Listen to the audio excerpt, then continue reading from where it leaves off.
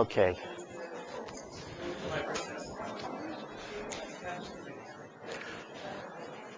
Okay. I think I'm told that I should start relatively promptly and end relatively promptly, right? So we're here together till 11:30. Is that right? Okay, that's great. That's terrific. Good morning. Come on. Good morning. Oh, it's great. You know, this is just like an 8:30 class where you ask that question and people are sort of like not yet quite awake. My name is Marc Eichen, and I'm from Suffolk Law School in Boston, and I'm going to talk about spam, what it is, and what to do about it. I suspect that I'll probably speak for a portion of the hour, and then we'll have a chance to talk together. Okay. Okay. The six areas that I'm going to talk about are what is spam. I have my own definition of what is spam, and it is somewhat at variance from the traditional, or what's coming to be called the common practice definition of what is spam. I'm going to talk a little bit about how bad is the spam problem, and we're all going to like have a collective moan, right? You know, you're going to tell me how bad is it where you live, and then I'm going to talk about the three general approaches. Self-help, lists, and filters. I'm going to talk a little bit why I think filters are the way to go, why I think that lists are probably counterproductive, and self-help isn't bad, but it won't work forever, and it's going to soon come to the end of its rope. Then I'll talk about a little bit about the implementations in four separate areas: ISP-based, ASP-based, server-based, and client-based for different software. And finally, I'll talk about legal issues and arguments, what's been done in terms of how to stop spam in the courts, and what I think the future holds. Okay, so what is spam? I think of spam as being unwanted bulk email, and that's a little different than people who think that spam is all commercial email or all commercial bulk email.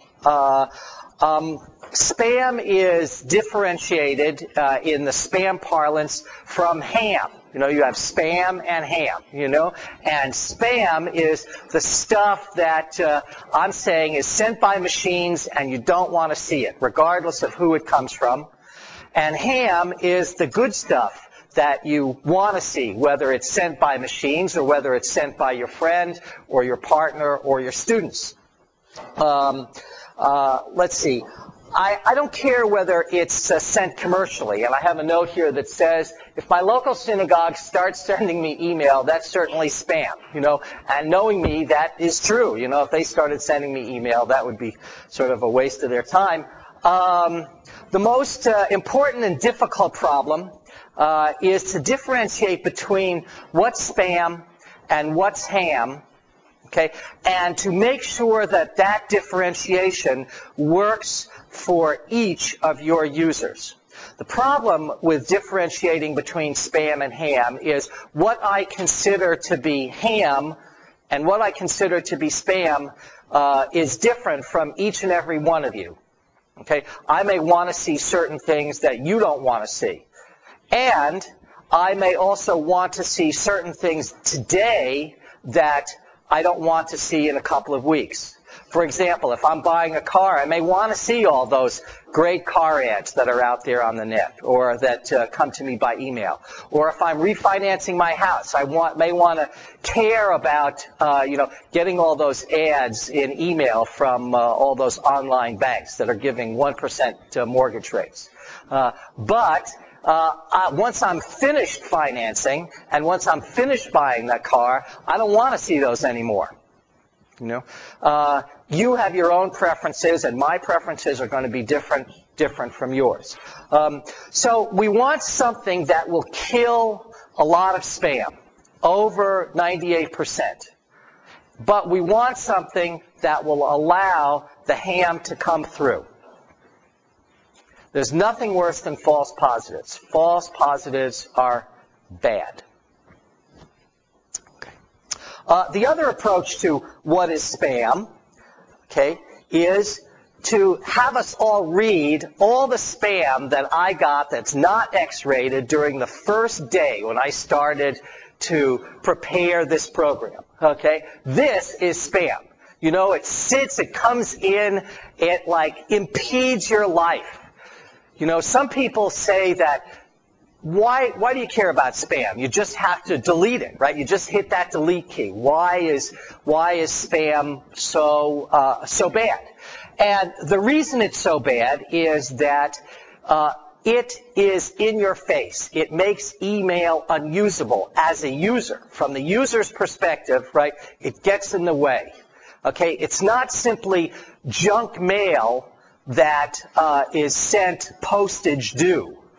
Okay, it's bad because it's as if the courier walked into your dining room, sat down at your dining room table, and said, "Take this, Mark. Here, take this. Here, you got to read this now." You know, I mean, that's why spam is bad. Okay, from the user's perspective.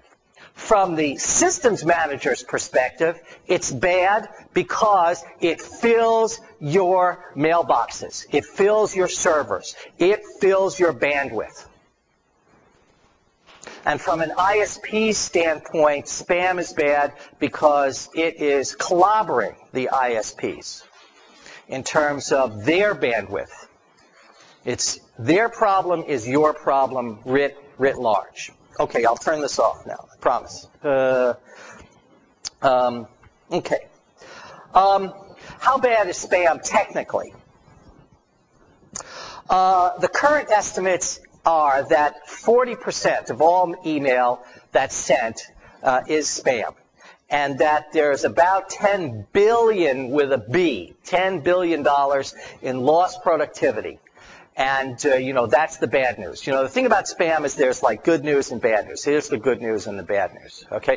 The good news is that spam, as I've defined it, as bulk unwanted email, is sent by a relatively small number of spammers. Those are the people who are out there who are in the business of sending this to you, who have a raft of little PCs all running this terrible software that spoofs domain names, that puts subject headers that, you know, evolve as they go. You know, it's a relatively small number of folks. The estimate is that there's probably fewer than 300 spam shops total that are really sending spam.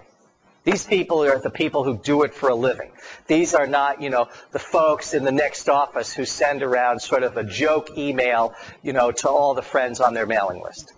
Okay. The bad news is out there is that there's cheap software that almost anybody can use to run spam, and I'll give you a site at the end of my presentation where you can actually go and read the ads for this software. Okay, now these people, as far as I'm concerned, they get put in the last circle of Dante's hell, because they're worse than the spammers. Okay, they're writing software that makes these other guys like lives easy.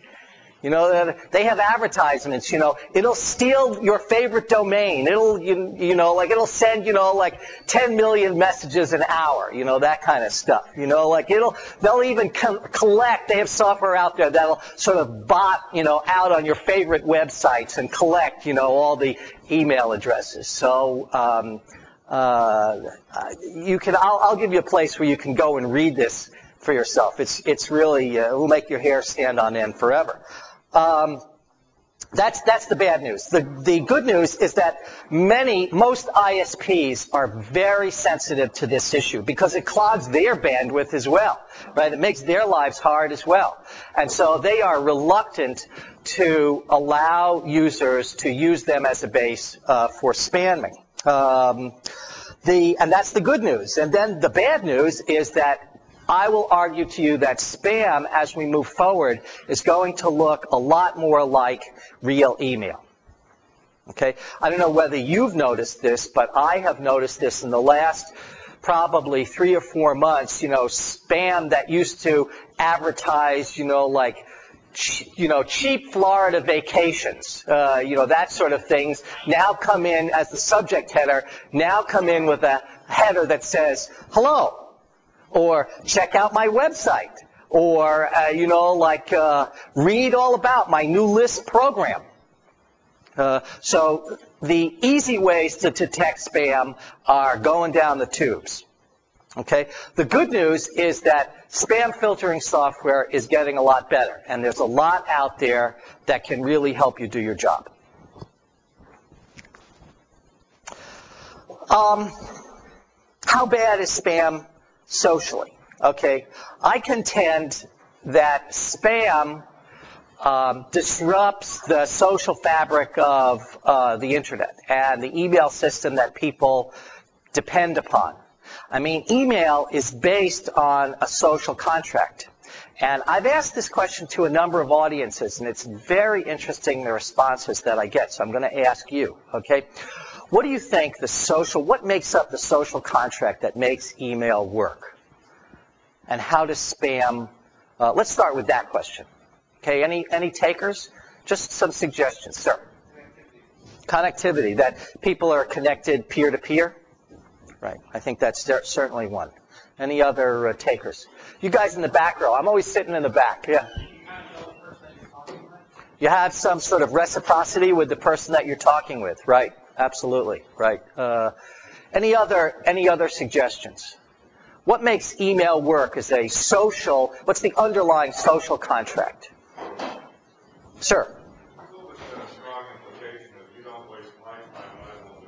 Right. That is very important. That the idea is that there's a reciprocity between the sender and the recipient. That the stuff I send you is going to have some value to you, as well as your response is going to have some value to me. That's absolutely right. Spam vitiates the social contract that underlines email. The interesting thing that I have found is that when I ask this question to audiences, the audience members who are over the age of 40, right, talk about the social contract of the internet and the web, okay, in the way that you have just spoken about it, okay. The people who are under 40, that's sort of a general rule, people who are under 40 think that the web and the internet has no social contract. That's sort of Hobbesian out there. And I find that quite interesting. I think that what that reflects is that in the old days, when the internet, there was no web and it was just the internet, right? That if you were over 40 and you worked in technology, you could pretty much know the systems administrators that were out there. I mean, the internet started small. And people really knew, sort of who ran what systems. And at the worst case is you could send mail to, administrator, postman at such and such and get a human to actually reply to you. Like that, of course, as the internet is scaled up, that, of course, has ceased to exist. So I think it's quite interesting. I just wanted to share that with you. Okay, there are three general approaches to cutting down the list, cutting down the amount of spam that people receive. Okay, none of these approaches are perfect, but I think that some are better than others. Okay, they are self-help, lists, and filters. Okay, self-help is what users can do for themselves. Okay, to sort of cut down cut down the amount of spam that they receive. Okay, lists are whitelists and blacklists. Whitelists give a free pass to someone sending you email. Blacklists turn off all email. Okay, and then there are filters. Okay. Okay. Self-help. This is from a study by the Center for Democracy and Technology. And I'm going to give John Mayer all the references, this whole PowerPoint, so you don't have to write this down. Okay? All the references will be out there for you. Okay? What they found is that email addresses harvested from the public web. Okay? If you put your email address out there on the public web, that's the surest way to know that you're going to get some spam. You know, and what they did is they created, and you can do this on your own. You know, put an email address out on your website that isn't connected to any human, okay, and just watch how fast the spam shows up. Okay, it is astounding. Okay, and the reason it's so astounding is because the folks who spam, you know, have bots that crawl all over, you know, our sites. Edu sites are well known, and you know, they crawl all over every site they can find. Okay, Usenet messages where the sender's address, okay, that's public email lists where the sender's address is publicized, is not as they're not as avaricious on those lists as they are on the public web, but that is a way to get some more spam if you want it. And so if you belong to an email list, make sure that, you know, your postings don't include your address. Okay. The way to turn off the first, that is public web postings, it's been suggested that it's possible to disguise email addresses by either writing the, you know, @ sign as AT. You know, so my address would be Marc dot spelled out D-O-T Eichen at, you know, Suffolk dot edu. Okay, that's one way, or disguising the @ sign in, you know, machine-readable characters is another way. I think that those things, while they have some life in them, their life expectancy is pretty short. Because if you were a spammer, right, if you knew the @ sign was going to be disguised as, you know, I forget what it is. It's, you know, ampersand number 064, that's the first thing you would head for. You know, and you would send parsing software out there to say, give me everything on, you know, both sides of that. You know, give me everything on both sides of the word AT, you know, that looks like someone's name. What they found is that sites that publish their policies and make the choice available generally respect those policies. Okay, so if it's possible to opt out, it's generally, they suggest, a good idea. Now, this is open to some contention, as we all know, right? You know, the famous opt-out strategy.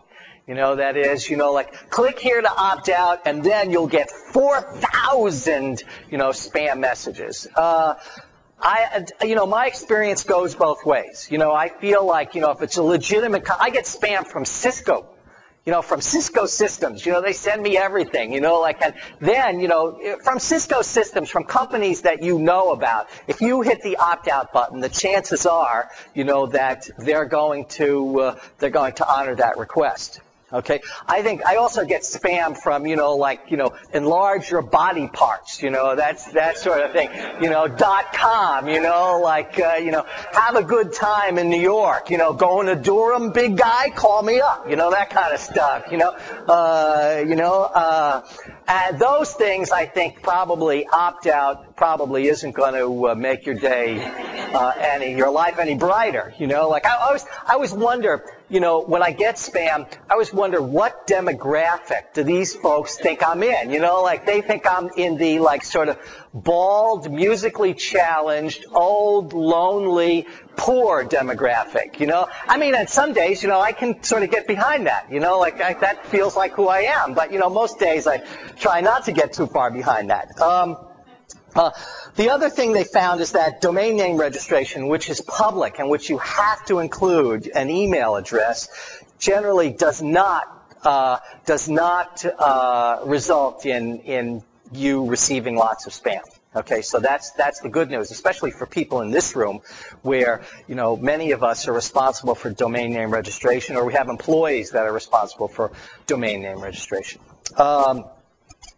And then they noticed that there is some, but a diminishing number of brute force, dictionary attacks where, spammers will send email to, every combination of letters and names, in your domain, and so they suggest that if you have a short email address that's a word, you're likely to get an increased number of spams. I know back in the old days it was some kind of point of pride, so you could be bob@suffolk.edu, and everybody knew, that's Bob DeGuardia, and I was trying to think of what's the shortest name. I think it's Al. I think that's the shortest, if you were Al at, queens.edu, the chances are, you were going to get to see a lot of spam, so they suggest that if you have an email address or you have an alias, you can use your first name and your last name, and you're unlikely to suffer from brute force, attacks, Now, I did want to do something at this point. This is called brute force pictures. Okay, hang on, everybody. Okay, everybody kind of wave on this side of the room. Come on. All right, that's one. Okay. Yeah, I promised John that I would do this. Okay, come on. Wait, that's it. Okay, all right, there we go. Now, he also said when you take someone's picture, you have to give them a star, okay? So I'm going to pass around these stars. You have to put a star on your ID card. Thank you. That's the definition, I think, of brute force. Okay. The second of the three general approaches are lists. Blacklists and whitelists. Okay, blacklists. The most well-known is maps, and there's some others I have down here, RBL, RSS. How many people are using lists? Okay. The problem with lists is that in the old days, where you could know what's behind a particular domain, lists were pretty good. Okay? The difficulty is that there is no due process associated with lists. Okay? So if you have someone who doesn't like you, okay, if they send an email to Maps or to RBL, right, they'll blacklist your site in a second. In order for lists to be effective, they have to take the strategy of act first, ask questions later. Okay, they want to, in order for them to be effective, they have to blacklist and send out that blacklist as fast as possible. And the problem with that is that a lot of people who shouldn't be on that blacklist get on the blacklist. That's number one. And number two is it's hard to get off. Because, you call up and you say, no, really, I'm not a spammer. And they say, prove it. It's quite well known, and I have a good example in here of a sort of a story about how this person, ended up on the RBL and could not get off. Took like weeks to get off. And this was a commercial venture, somebody who was depending upon email. I mean, basically it shut him down. So blacklists are very problematic. The other thing I would point out is that as time goes on, blacklists are less and less effective. So there was a recent study that showed that Maps was found to block 24% of spam with 34% false positives. I mean, you couldn't write a piece of software that was that bad. That's bad. Considering we want to go to catch over 98% of the spam and have no false positives. That's not good. Okay. Whitelists. Mail from certain sites to certain people get a free pass. no matter what, So my friend Deborah, like gets, a free pass through my, spam filter, even if she sent me mail like, going to Durham, big boy, like I'll meet you in the lobby of the hotel, that kind of stuff. No matter what she sends, she gets a free pass. My friend Jeff Sachs, gets a free pass. I think the problem with whitelists is that in a university, you would have to wonder, am I going to give out a free pass to everybody within Suffolk.edu? Okay? I mean, you essentially open yourself up to the possibility that for whatever reason, whether it's nefarious or just by accident, okay, if a student in one of your dorms, decides to send spam, that spam will go through. Because you've given a whitelist free pass to the entire domain. So I think that whitelists are also problematic. Okay. The third general approach are filters. Okay, and filters win my my Best Choice Award. Okay, there's lots of different implementations of these different filters, but you need to understand how these filters actually work. Okay, so I think the gold star, the Cadillac of filters, are Bayesian filters. Okay? What Bayesian filters do is they take two corpus of messages, spam and ham, and they go through those messages and look for patterns. Okay? If you ran this on a server, okay, they would go through every message that's stored on that server. Okay? And they would say, is this spam or is this ham? They would do this automatically, and then you would get to look at the corpus, the two different corpus of messages. And they would say everything in the spam corpus, that defines some kind of bad list. Okay? The patterns in that list define what is considered bad. Everything in the spam, in the ham corpus define what's good. And then they will evaluate every mail message as it comes through based upon whether it looks more like spam or more like ham. And as time goes on, as you start to move messages back and forth, okay? In other words, you look at the beginning of this process and you say in the spam folder, that's not spam, that's ham. I have a faculty member who's teaching bankruptcy. So I am not going to put every message that has bankruptcy in the header in the spam folder. Okay? I'm going to let those go through. Okay? I have a faculty member that's teaching, film, law on film. So I'm not going to take out every message that has to do with movies, that has to do with film. That's going to be ham. Okay? Bayesian filters get better as they go along because you train them. Okay, what they do is they assign a probability to each email message as it comes through. Okay, and it says, is it spam or is it ham? Bayesian filters are the gold standard. There's no doubt about it.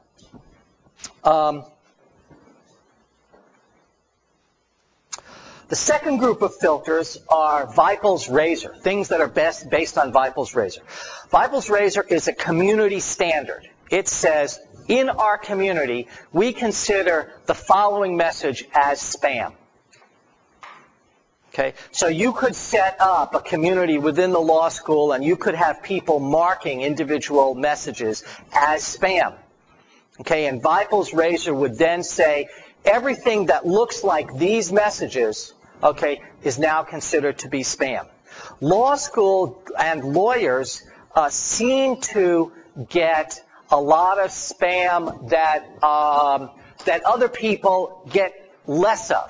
Like the famous, Nigerian, bankruptcy, that's one of my favorites. I love that, where, I love the idea that there's a former government employee who has committed some kind of illegal act, and then after inquiring about your health and the health of your family, they're going to, try to get you to participate in committing some other illegal act. I mean, you got to give these folks credit. I had one that at the bottom it said, you know, please call this number, and if you don't get through, you know, keep trying, you know, like, because, you know, it's not a phone number in my house, it's in like this like bodega, you know, someplace around the corner. You know, that was one of my favorites. So the good thing about Bypolls Razor is that once a certain number of members of your community, as you define it, okay, declare that a particular message is spam, nobody else sees it. You know, it gets marked as spam right away. Okay. Okay. A couple of questions. I have some questions about Bypolls Razor because I think Bypolls Razor could lead to a lot of false positives, things that are ham that end up being spam. Okay, and that's because we all belong to sort of multiple communities, and so it's a question. I may want to see things. For example, you know, I climb, I trek, you know, and so I want to see things about Kilimanjaro. I want to go back to Kilimanjaro, and so I want to see that. But if in my community of users they think that, you know, everything about East Africa is going to be spam, like, I'm never going to see those messages. So you have to be careful about how you set up Bypolls Razor and how tightly you control what it considers to be spam. The other question I have is that server-based systems. Right now, I wonder about server-based systems, and I'm going to talk some more about these. Okay, there's an upside and a downside to using either client-based or server-based systems, and I think I'll even though it's on this slide, I think I'm going to wait and talk about those in a minute. Okay, there are 4 general implementations of these technologies. Okay, so we have the underlying technology. Okay, we've got lists, either blacklists or whitelists, and we've got filters. And underneath filters, okay, we have the 2 sort of standard filters. One is Bypolls Razor, which is a community filter, and the other is Bayesian filtering, which is a statistical filter. Okay, and these are implemented in sort of 4 different ways. The first 3, ISP-based, ASP-based, and server-based, are very similar. Because when you think about it, if you had developed a technology, okay, you would want to sell it to the widest audience possible. So this ISP-based filtering is simply ASP-based filtering, you know, offered to you via the ISP. ISPs basically use other companies, other ASPs, to do their filtering. And I'll tell you who uses what in about a second. Okay? The other thing that happens is that ASP-based filtering is simply on bigger servers than you own. Right? You know, you could run the same software that the ASPs run. You would run it, you know, on a small Linux box or on a small, you know, Windows 2000 box. Okay, so I consider the first 3 to be sort of all together in a group, and then there's the client-based software. Okay, 4 general implementations. I don't have too much to say about these, except to tell you that Hotmail, MSN, and Earthlink all use a company called Brightmail. And Brightmail runs a program called Spam Assassin, and Spam Assassin is Bayesian filtering. You got that connection? Okay. So they are the sort of 100-pound gorilla in this market, Brightmail. Okay. They say, according to their marketing literature, that they filter 100 million email accounts a day. Okay. I would like to meet the person who reads their false positive log. Right, that person is a person I would like to, I'll certainly like to meet. Okay, but the point is that Hotmail, MSN, and Earthlink all use that technology. There are other people in this game, and I'm going to give you a list of these folks. Mail Frontier, Big Fish. Skylabs, and Perimeter Manager, they all basically use the same technology, and that is they hold a list of, bad email messages someplace out there in the world, and you point your email server to them, they filter your email, and they send it back to you. Okay? In order to make these things work, okay, you need a lot of bandwidth. Because remember, you're sending every email message out, and you're sending every email message back. Okay? That's the bad news. But the good news is that this technology can be implemented in your site, okay, if you want to do it. The same stuff. Okay. Server-based technologies. These are not the only server-based technologies out there, but I want to just talk about them a little bit. CipherTrust. CipherTrust is an appliance. Okay, it filters a lot of mail and it filters it fast. Okay, so if this was an audience of university CIOs or commercial CIOs, I would say have a look at CipherTrust. Okay, we're talking about millions of messages an hour. Okay, it's a very good perimeter device. And it uses Spam Assassin, which uses Bayesian filtering. Okay. XWall for Microsoft Exchange, the same story. Okay, you can run a Bayesian filter on your Exchange system. Okay, this is how to do it. This is not the only game in town in terms of how to do it, but this is something that's out there for various flavors of Exchange. I think they have one for 5.5 and 2000. I'm sure they'll have one for 2003. GroupWise, I know less about. But I know that this is out there. I have not used this software.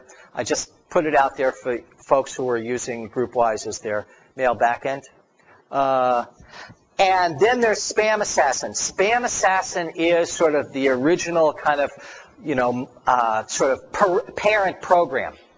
Okay, Spam Assassin implements Bayesian filtering, and then people have taken this and then gone out and written various implementations for different platforms. On this site, it has a list of the sort of probably 100 implementations, server-based implementations of Spam Assassin for different platforms, written in different languages. Not all Linux-based, but some Linux-based, some AIX, some Unix, etc. Okay, client-based. Client-based, there's a number of different flavors. I have gone through a number of these with the good news and the bad news. Okay, SpamNet. SpamNet uses, let me just start at the top. SpamNet uses Bypolls Razor. Okay, so it is the community-based implementation of filters. Okay, it works pretty well. It works pretty well. I don't get a lot of false positives, and it's free.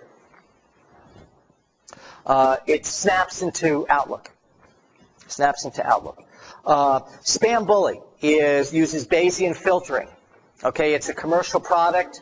It's cheap, but it's not free, and it gives me very few false positives when I start to train it.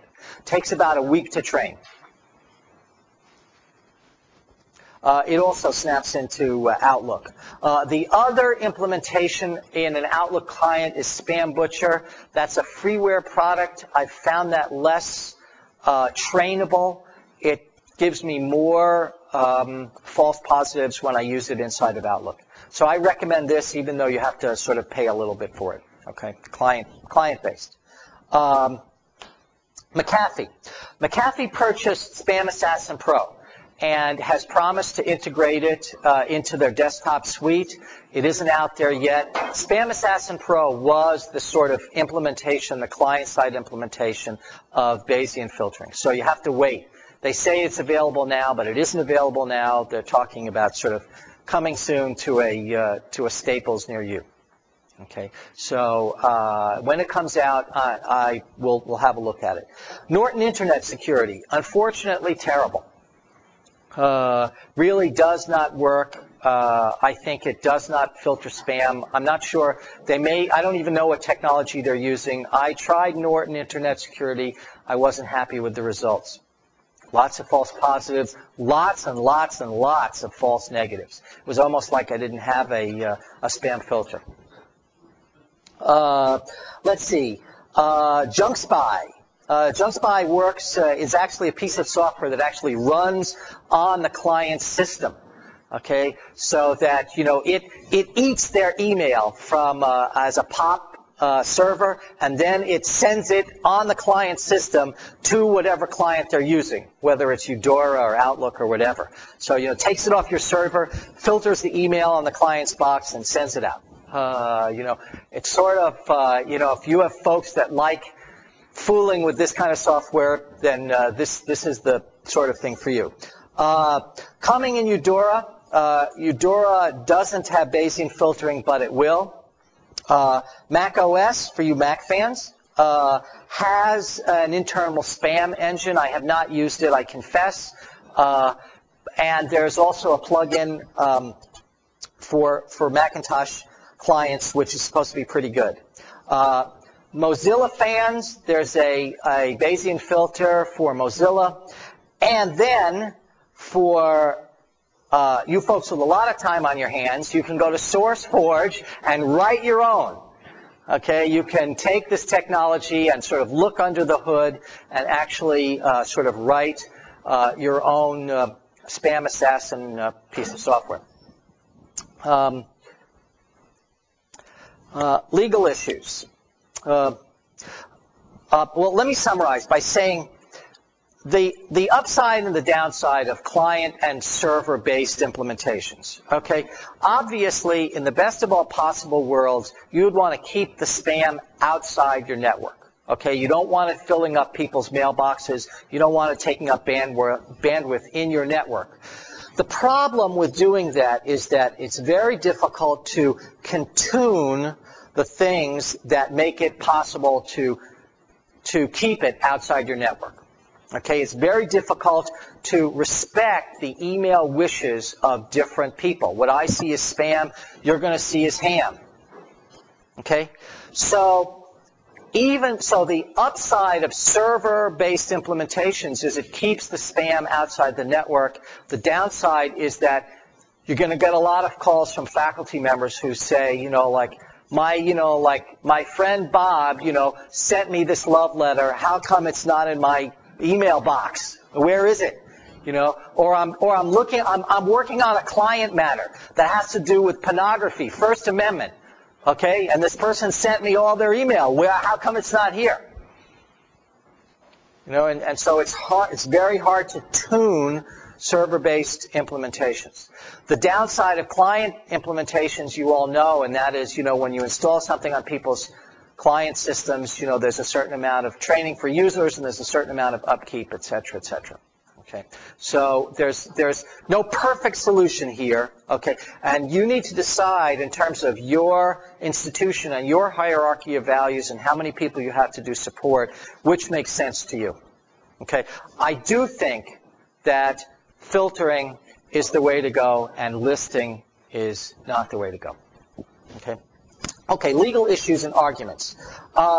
Most of the people that have looked at legal issues and most of the suits that you will find out there, including the Microsoft suit that came out just yesterday, right, are about faking domain names. They're about stealing people's accounts. They're about headers that don't reveal what the content of the subject matter actually is. Okay? And the reason for that is that Microsoft is not stupid. They don't want to get into a First Amendment fight with some of these spammers. So the idea is let's not go down the content area. Okay? Although they do say, and by the way, there's content that our users don't want to get. Okay, so most of the legal suits are going to be about domain names and headers and so forth and so on, which is probably, I don't know whether they're winnable or not. The question is, can you collect? And can you actually stop these people? Remember, a lot of them are offshore, and what the assets they have. What do they have? They have somebody's old beat-up Pentium 2, that's, spitting out, 10 million email messages. What are you going to get? A Pentium 2? And you're going to say to them, don't do that. They'll say, see ya, I'm out of here. So I really wonder about the ability of the courts to, enforce whatever anti-spam laws that we have. Okay, future approaches. When I posted to Technoids, I got a number of different suggestions. So these are from you, and I confess I didn't have the time, the forethought to write down who these actually came from. So, I feel like, if you suggested this, stand up and, sort of raise your hand. Okay, charges. Metered email and upload charges. Okay, the idea is that if you made people pay for the amount of bits that they uploaded to the internet, okay, this would stop spam. Yeah, it would stop spam, but could you imagine what universities would say about this? I mean, this is hard. Okay, this is a cure that might be worse than the disease. Because it's not just universities, but it's all not-for-profits, hospitals, medical institutions, are uploading huge amounts of data. Okay, so I think metered or upload charges have issues. Okay, limited access, accept only encrypted messages and only take messages from authenticated systems. So in other words, I have to say, I know Roger, he is sending me email, and that's the only email that I'll see. Okay? And I guess exclusive mode in Hotmail allows you to do that. It allows you to say, only accept email from the following, 50 people. That will definitely cut down on the spam, you see. There's no doubt about it. It does, but I was thinking about it as I was coming over here this morning. It's almost like saying if you had a phone network, only accept calls from the following, sort of 25 people. So what if Marc Eichen, I can imagine, calling, Roger up, and I'm not on his good list. I'm saying, Roger, I'm trying to send you some mail. Could you please let me send you some mail? So I think that many adults and people who use email in their work life would be hard pressed to implement this. Multiple addresses, one public, one private, and disposable addresses are sort of the same. There are places out there on the net where you can get disposable email addresses. Okay, these are email addresses that if you get spammed, you just close them down, and they have sort of multiple. You can sign up for sort of 50, 100 email addresses. They're out there. I put them out there for your delectation. I like the one that says Spam Gourmet. This is like the old days where, people called their programs, Dogfish or, that kind of stuff. This thing eats spam. I guess that's the image that they want to, convey.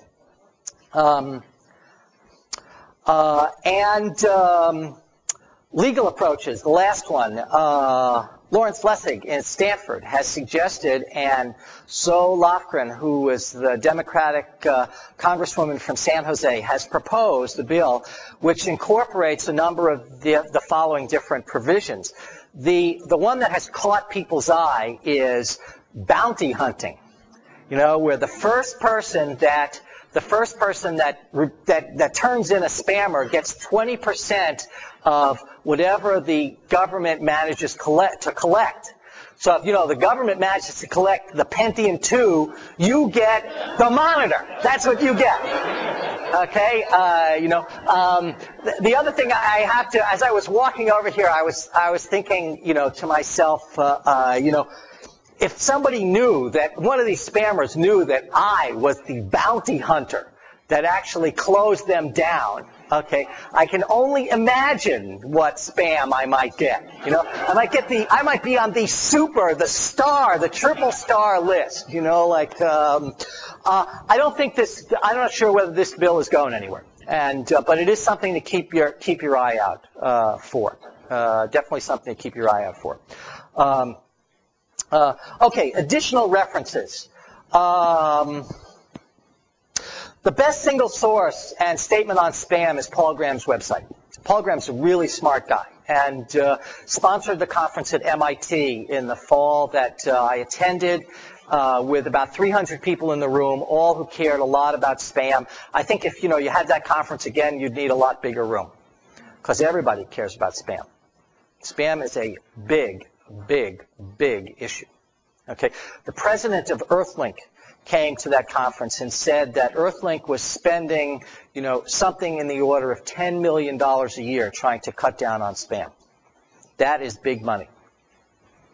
The FTC site on what you can do about spam, from their perspective, Exchange, Microsoft, also has a site which is not tremendously helpful, but Windows 2003 promises to be better.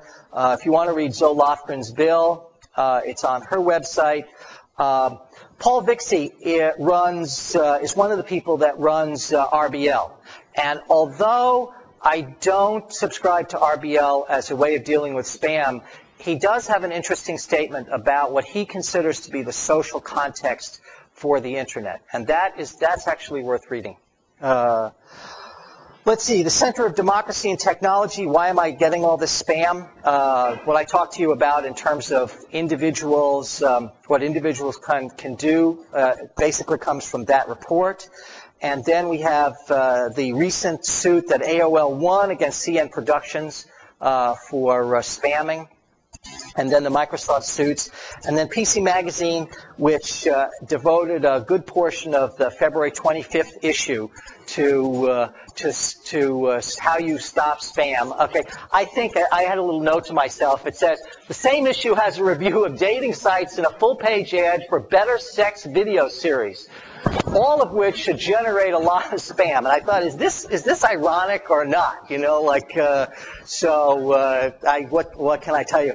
I leave you with the following that shows you how in the sort of public domain spam is. And this is Marge Chast's cartoon where she says, this is my spam sketchbook. Who are these people? She gets email from all these people that, whose names she can't identify, and then she imagines who they might be. So I'll leave that up there so you can have a look. Questions, issues, stuff we should talk about, things I haven't covered. Let's talk. Yeah, I've been experimenting with open source client-side plugins at Outlook called Spam-based. Anyway, one of the things I noticed is it doesn't catch anything that's non-English or non-Roman alphabet. So all that Chinese, Korean stuff doesn't seem to be learning that it's spam. It does not seem to be learning? Does not seem to. I don't read it, but it doesn't continue getting what looks like the same pattern. Do any of the clients you mentioned cover all claims? Yes, they do. Both Spam Bully and Spam Butcher, I know, do. They basically say, you can check off all the languages that you don't want to receive. Okay, and so you can check them off. You have to be careful. It's the same thing as listing. You have to sort of be careful about that. Yeah. Thank you. Other stuff, Miss. Yeah.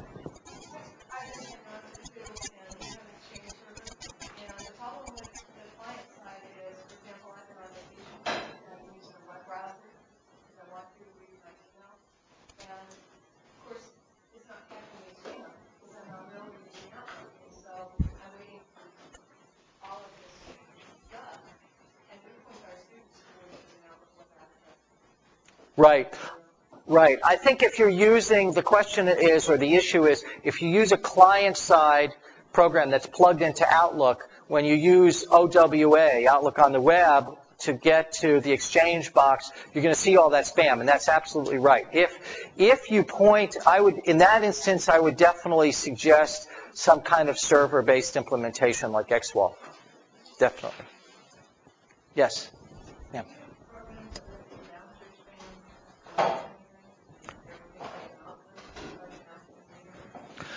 When you say, the question is, are program software useful that bounces spam? When you say bounces spam, that is, it says, I'm going to return this to the sender, right, if it's, with a little picture. It says, how many cats are in this picture? And if somebody responds, right, then with 3, and it's 3, then it's, it's generated by a human.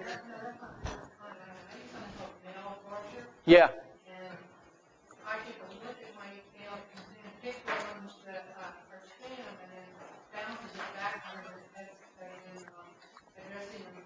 Right. My experience is that with companies, it is possible. With legitimate companies, they may take you off, but with the serious spammers, there's nobody at the end of the phone. That they don't care that you bounce it back. You're just, sort of, it's like it goes into the bit bucket.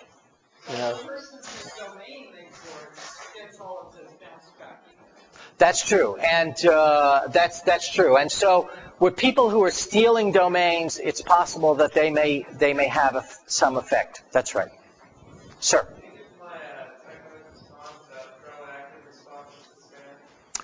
I'm sure that I did. Tell me, but who are you? I would be interested to know what the legal implications of things like posting the home address and phone number of spammers, or forwarding the pornographic spam is sent out to the clergy and perhaps other. You could. I don't know what the legal implications are of doing that. And that was suggested, by the way, at the MIT conference, that there was some person who was sort of, he would get a spam message and he would call them up and say, "Hi, this is the FBI," that kind of stuff. I think that may work in some instances, but remember, if these people cared about that, they might not be in this business, And also, your phone bills might get very large because these folks are not sitting at home in Oklahoma City. They're, off someplace else in the world. What? Right, that's right. I think so. Next, yes. Anyone else? Frank. Just realistically, is there anything we can do beyond the client level side of spamming? Because it seems like spamming is a highly leveraged activity. The spammer doesn't have to do it on their end, and they get great benefit. So if we sort of leave it at the user side, you determine what spam is and forget the system and all the other different law enforcement avenues, can we just call it a day at the client side of that? Well, I think that certainly if the question is, how do I stop my clients, my users from seeing spam, then if you were effective in installing a client-side program and nobody saw any spam, then from the user's perspective, the problem would go away. Okay. From a systems perspective, the problem may still be out there because you're throwing away all this mail. My sense is that law schools tend to be very user-driven and very user-sensitive, so that probably is the right approach, even though I may have to, store a few gigabytes of junk mail. I think the hard question, and you hit it right on the head, and that is that spam is effective because it costs the sender very little, virtually nothing, to send a spam message, and the question is, how do you increase the cost so that it's not worth it? Or it's worth it only to send to a targeted number of people. If you think about junk mail, junk mail in general is high-quality junk mail. The stuff I get from REI and from J. Crew and, from garden supply places. Those places do not send, that unless they think they can actually sell me something, right? So, and the reason is that it's expensive. So if we tried to make it more expensive for the spammers to send, they would target their markets more closely, and because they would have to have better than a 1 in a million hit rate. Sir. We don't know our servers. Sure. So I've been looking at a client solution. Can we migrate these configurations from client to client and say sort of like a task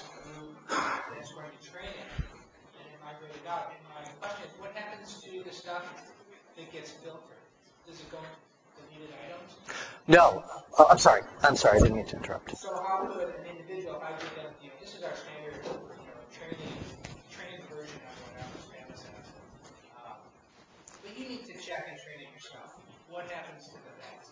Well, there's two things. One is I haven't tried to roll it out as a sort of as a pre-trained version. Okay, what many of these programs do, and I'll speak from my experience, is that they will go through your sent mail. That's how they train. They assume if you send mail, right, to somebody, then the patterns they find in your sent messages, that starts to define what's the ham box as opposed to the spam box, okay? So they don't require users to start from ground zero, okay? What happens to the bad messages is that they're put in a box called spam, spam box, okay? So users actually see those messages, and it's important during the first couple of weeks of training for users to actually look at those messages, because there will be things in those messages that they may want to see. I get mail from, Dream Guitars and Martin Guitars and, Gibson Guitars. I want to see those, okay? I don't want those to go to spam, so I have to go through my spam box and move those to, say, not spam. And from then on, those are considered not spam. Okay? Anything? I know we need to go. 2 more questions or issues, comments, other things. Anything else? I'm sorry?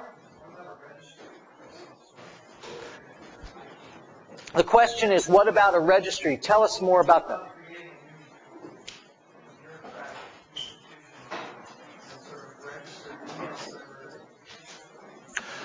Well, that's essentially how RBL started. It's a registry of bad sites, and then you have a registry of, sort of good sites, The problem with lists is that if I was a spammer and I knew there was a registry of OK domains, I'm walking right to that registry. I want to get on that registry, even for an hour. Even for an hour, I want to be on that registry. One more question, sir. Hello, Ms. Assembly or Mark. I have yet to train a Bayesian filter that can distinguish between jury and definite clicks schemes that fail in my development. And there you go, right? There you go. It might be all the same, it might be all the same. Okay. And with that, I thank you so much for coming. Thank you.